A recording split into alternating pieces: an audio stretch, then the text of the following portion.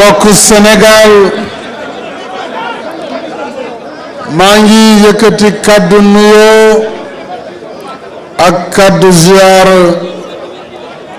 bu am fu mu tàmbalee te amul fu mu yem di ko teg ci loxo yu tedd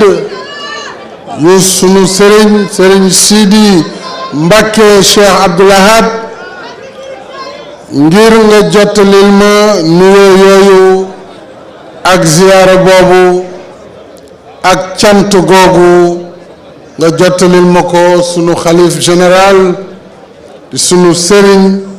di sunu wayjur Cheikh Muntaxa ci ndigalu ak woote xalif général di nuyu di gërëm njabootu maam Cheikh Ibra Fall ñoom it xalif bi woote na njaboot gi yépp ñëw nañu toog di nuyu mbokk taalibe yi di nuyu mbokk Sénégal di nuyu sa rakk ju baax ji wax léegi ci sa tur ak ci turu xalif général muy Sëriñ Bassirou Mbacké di ko sant bu baax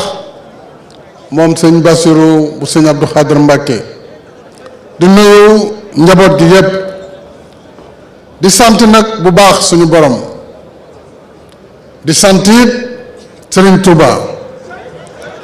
di wax jërëjëf Serigne Touba waaye di waxaat jërëjëfati Serigne Touba ndax du lu yomb li ñu dajale fii tey du lu yomb ndax projet la boo xam ni yéene moo ko lal te yéene ji mu ngi sukkandeku ci xam dayoo ak tolluwaayu Touba ci biir Sénégal xam itam àq bi nga xam ni war na am ci suñu diggante ak Touba sëñ Touba sànc ko wax nga ko fi léegi def ay digle santaane lu bare te ñu xam ne lépp dana ñëw kon nag li tax may sant mooy bi ma suñu borom xiiree ci tracé projet bu toll nii mu jàppale ma ci kattanam ak si ñaanu xalif bi may santaat di gërëm te ñu ñaan suñu borom yokk leer sëriñ Sidi Mokhtar Mbacké ndax bañ koy taxawal moom moo ñëwoon ànd ak sëñ Muntaxa bi tey def ñaan yi bàyyi sëñ Muntaxa mu yàggali waxtaan wi kon seeni ñaan yooyu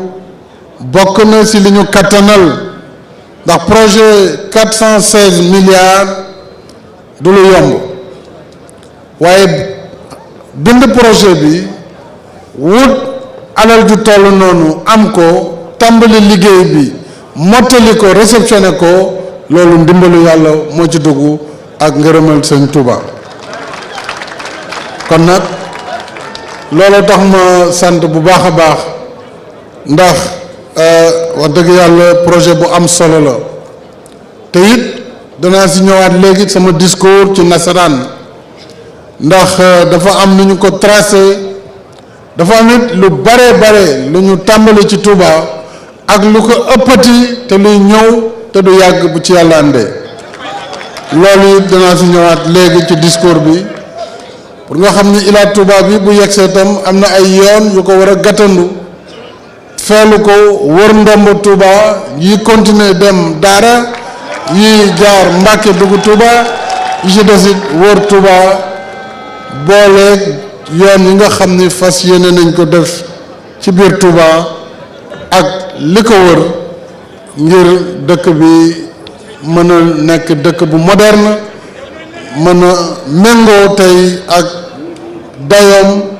nekk it véritablement ñaareelu dëkk ci biir Sénégal ci wàllu ay doomu aadama ak ci wàllu koom-koom fas yéene woon nañu lancé it tey première pierre bu parc industriel bu Touba biñ koy liggéey dañ ci dëxëñ ay xarala yu bees yuy tax yoon wi yépp am na ay caméra télévision yu koy filmer ba tax lu xew ci yoon bi daañu xam fan la su jafe-jafe amee dañ ko mun repérer liggéey ko liggéey bu am solo. Ila Touba am na aussi ay poste yoo xam ni ak bërëbu nappalukaay muy ñaar ci wetu Bambey am na ay yoon yoo xam ni lu toll ci téeméer ak juróom-ñett fukk dañ ko ubbi ngir jur gi walla doomu aadama yi mën di ci jaar bañ di traverser autoroute. maa ngi ñaan sëriñ bi mu joxe ndigal si ñu moytu di dagg grillage yi. ñu ngi doon xalaat sax ndax duñ ci def courant du nekk nag courant buy reye walla buy gaañe waaye dana tax boo ko laalee di nga teggi sa loxo pour ñu bañ di dagg grillage bi ndax bu ñu daggee grillage bi jur gi dana ci jaar te bu ci jaaree dana yéeg ci tali bi te ku wax autoroute xam ne ay xel lañ ci daw te loolu dana indi ay musiba ak ay lor kon suñu amee autoroute yu mel nii nag dañu war a changer tam suñu ay comportement ak suñu façon nu ñuy dawalee suñu façon nu ñu war a nekkee ci kaw tali bi loolu dafa am solo waaye yoon bi dañ xam nañ ne Touba la fay dem rëy na lool autoroute bi lu mu bees lu mu gaaw xam naa ni fii ak at yu néew Ila Touba dina fees dell kon prévoir nañu ni ñu ko yaatalee au lieu mu nekk 2x2 ci kanam bu ko trafic bi laajee dinañ ko mën def 2x3 voies mooy yoon bu ne ñetti ligne di ci dem ñetti ligne di ci dellu si loolu yëpp boole nañ ko ci liggéey bi. Ila Touba tax na ci biir jamono jiñ koy liggéey lu toll ci 4 junni doomu aadama liggéey nañ ci programme boobule fayeeku nañu lu toll ci 20 milliards ci ay salaire yoo xam ne ay PR la ñu fay doomu réew mi nekk na lu am solo ci koom-koom bi waaye jamono ji nga xam ne liggéey bi pare na du tere pour gestion bi lu toll ci 4 téeméer ak juróom fukki nit daañu mën a liggéey ci autoroute bi ñii dinañ nekk ci péage ñii nekk ci yeneen i liggéey pour que mu mën a jëm kanam pour entretenir Ila Touba ñu ngi dënkagum liggéey bi société bi ko tabax muy CRBC donc CRBC va assurer l'entretien et l'exploitation jusqu'à nouvel ordre pour le compte de l'État du Sénégal. Donc je remercie d'abord l'entreprise CRBC, je vais y revenir en français, en rapport avec des prestataires. C'est ici le lieu de féliciter le gouvernement du Sénégal. Monsieur le Premier ministre, seen gouvernement ndigal yi ma ko joxoon doxal nañ ko ci anam yi ma ko bëggee woon muy liggéey bu gaaw liggéey bu set gouvernement bi def na ko kon dinaa la jox félicitation gouvernement bi yëpp moo xam li jëm ci ministère yi ko ànd seq liggéey bi ci jiitu muy ministre des infrastructures te tey Abdoulaye Daouda Diallo yor ko ànd ci ak waa AGEROUTE may gërëm di sant directeur général Ibrahima Ndiaye moom ak ay cadre am ak ay personnel am gàcce ngaalaama ci ni nga xam ne noonu la ñu taxawee waaye maa ngi gërëm l'ensemble des ministres ministère des finances ministère bi yor aussi wàllu territoire yi parce que bëri woon na ay jafe-jafe waaye tous les services de l'État taxaw nañu ni mu waree pour que liggéey bi mën a antu mu nekk liggéey bu am solo bu loolu weesoo ma sant ci kàllaama nasaraan ñi nga xam ni aussi ñoo liggéey bi muy entreprise CRBC